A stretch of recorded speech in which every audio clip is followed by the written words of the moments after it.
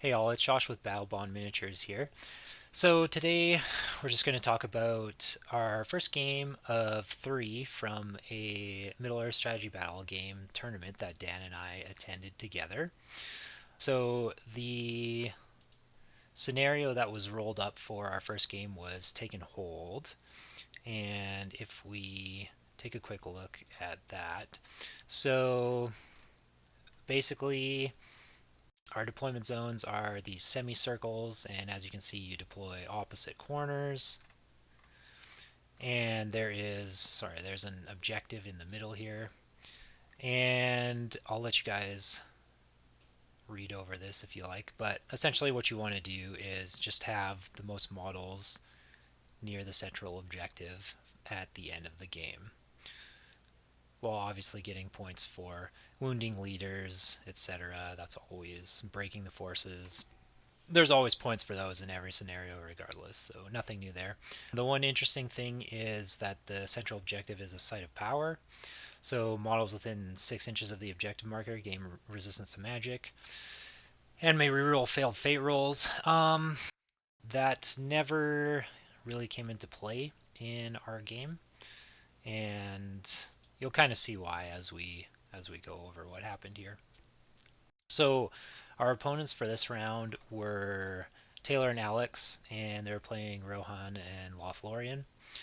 So the Lothlorien list was Galadriel, 3 warriors with bow, 1 warrior with shield, 4 guard of the court, and then a Galadhrim captain with shield, 2 warriors with bow, 1 warrior with shield, 1 warrior with shield spear, 3 guards of the court, and 1 wood elf sentinel.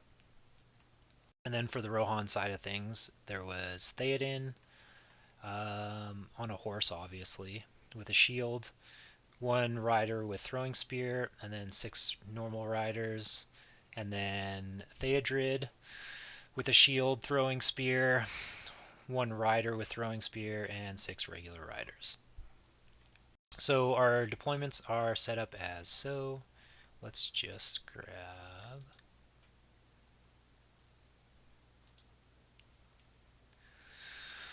some markers here. So you can see there's me right there. All of my guys kind of huddled up. Rohan, Lothlorien, and then the Rangers over here. There's Dan. Fortunately, we don't get to see his face in any of these pictures, but just so you guys can see, he was hanging out there. So yeah, you can see our semicircles. Here's our central objective. Yeah, and we'll move along from there. So, I mean, the first couple turns are just like any first couple turns with Middle-earth strategy battle game, right? Like, it's mostly moving and not too much happening. Sometimes shooting can do something, sometimes not, depending on how things are going. So for our turn 1, basically everything just moved towards the central objective. So you can see that, so I've come this way, Rohan has come over this way, but actually split their forces, right? So half of them went over this way towards the Rangers.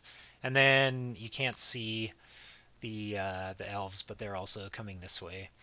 So the kind of notable things that happened round 1 was basically one rider was killed by shooting from the Rangers, and blinding light was cast by Galadriel, so that these Rangers will basically be doing nothing with shooting against the elves for the whole game. Yeah. So yeah, here we can see just a better view of where the elves have moved up to.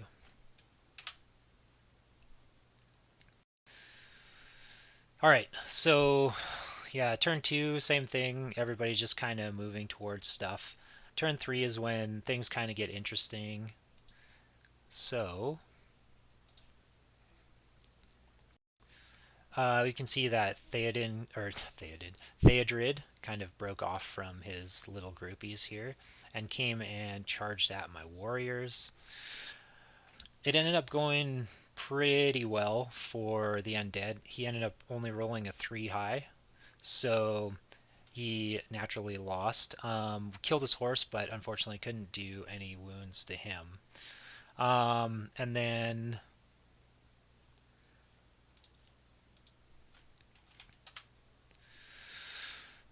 so over here, what happened is Galadriel was able to compel one of this rider here, who was originally over here, and he was just outside of 6 of the central objective. So these two are both within 6. This guy was just out, and she ended up pulling him over here to where you can see him, and he ended up getting charged by like 8 elves or something like that, and unfortunately lost and was killed. So not too happy about that, but obviously that's a blunder on my part, and my opponent played it pretty well. And then over here, we can kind of see in the background here, the Rangers are kind of grouping up, getting ready for a charge, and they ended up shooting and killing one of the elves over here despite needing 6s. So that was something at least.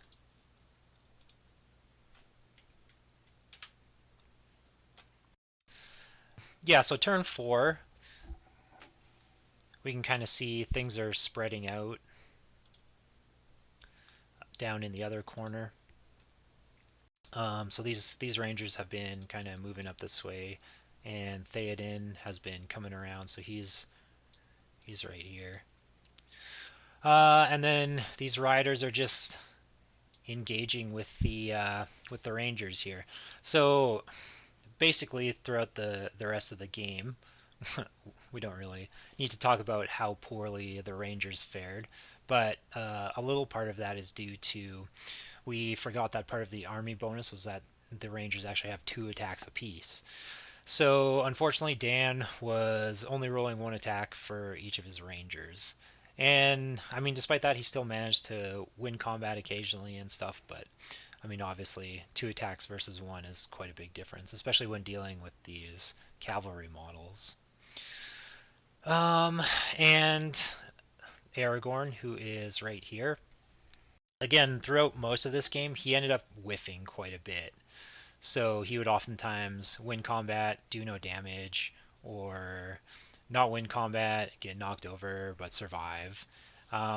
He did not have his sword, so he's just using a regular sword in this case.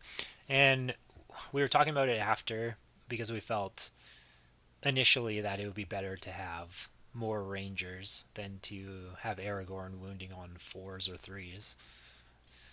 But afterwards, we kind of decided that it probably would have been a better idea to have less rangers and have him with the sword, just based on what our matchups ended up being and how hard it was for Aragorn to actually deal with anything without it.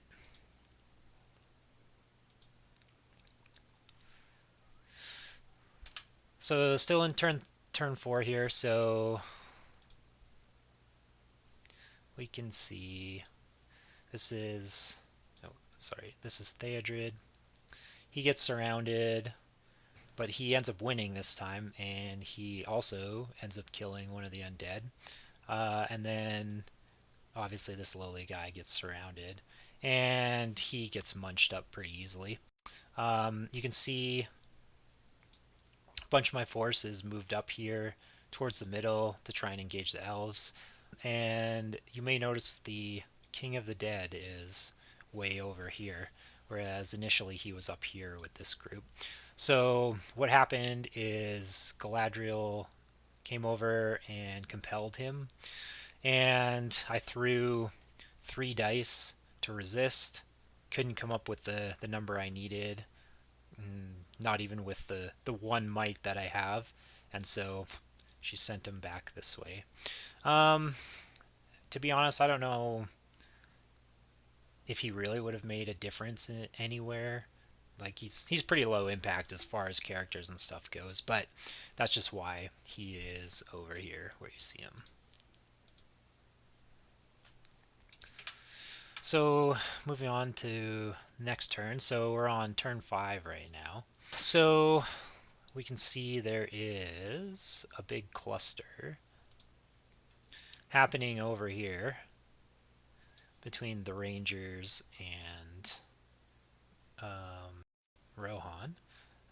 Theoden's over here by himself.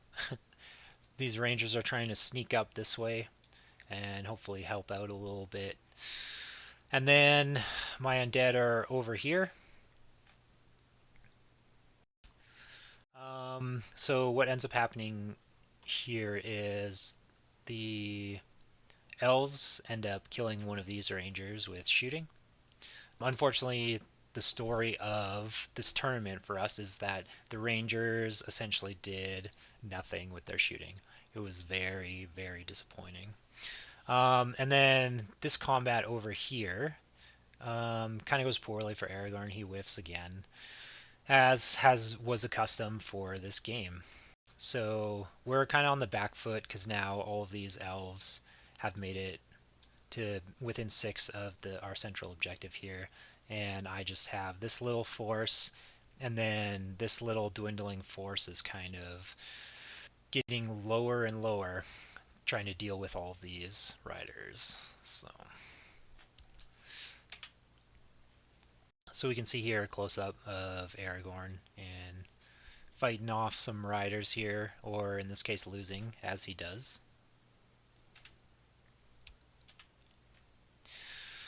Okay, so going into turn 7, or round 7 I should say. So we can see Theodred's still here being surrounded. This one knight is coming around this way to try and get more central. There were 2 that were over here, and they've kind of headed down this way into this corner, closer to the King of the Dead.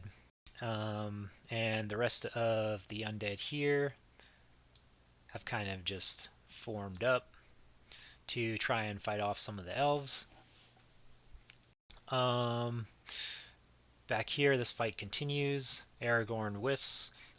Honestly, I can't remember which combats he lost and which ones he won and didn't do any wounds, but at the end of the day, it doesn't really matter. He lived for the whole game, but it took him a long time to kill anything. So that was kind of the issue, which meant I didn't really get any reinforcements in the central area. But with regards to what was happening here, my undead decided to go on a tear, and basically every combat they won, they killed an elf. So that was really good with regards to helping get to that break point for us.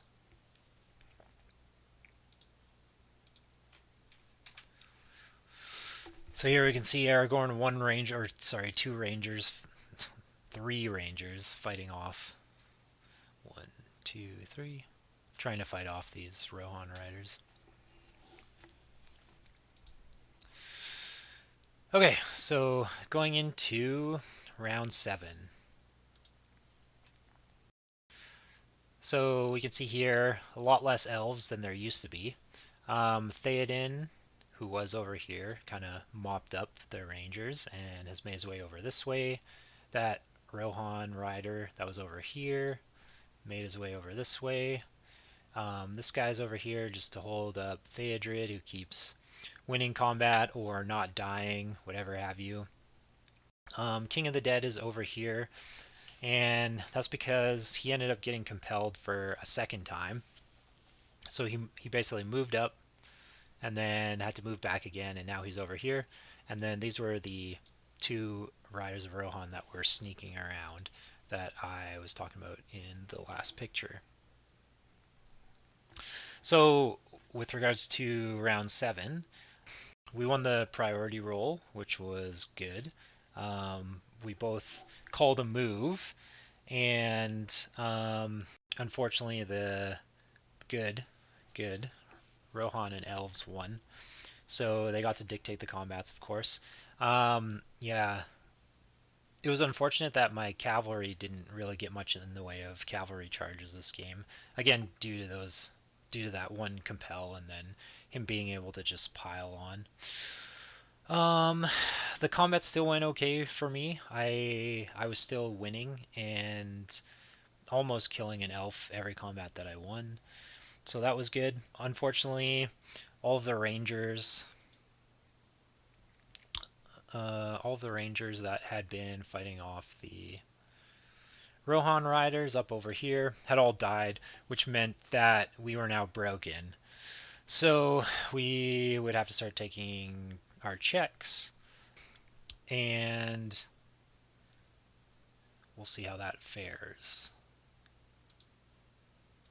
in the next picture. So there's Aragorn and one ranger by himself. Okay, so we go to round 8 here, and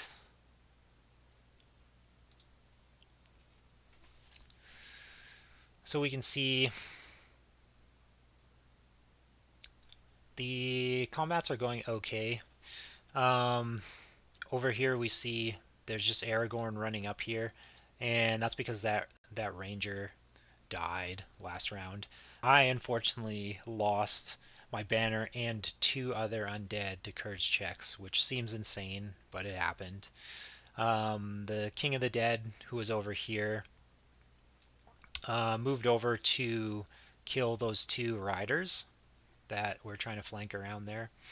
And then as far as combats go here, it was pretty much a stalemate, but unfortunately, we had not done enough casualties to force any break checks on them. So because of all the rangers being dead over here and the amount of models that I lost, we were down to 25%, and we rolled to see if the game continued, and it did not. So we ended here. So we can see King of the Dead down here. We ended up here for the end of the game, and the final score was 8-0 for our opponents. So some final thoughts with regards to this game. It sucked that Aragorn wasn't doing much, but that's dice for you. We also, Dan didn't realize when he was deploying and all of that his rangers could be shooting over top of each other, which I didn't know he didn't know until the end of the game there. So that may have changed some things, maybe not, who knows. And going through and counting after the game, we noticed that it was like 1 or 2 models dying on our opponent's side before they would have had to start taking break checks, and that actually would have been a big deal given how low the Rohan courage is, and if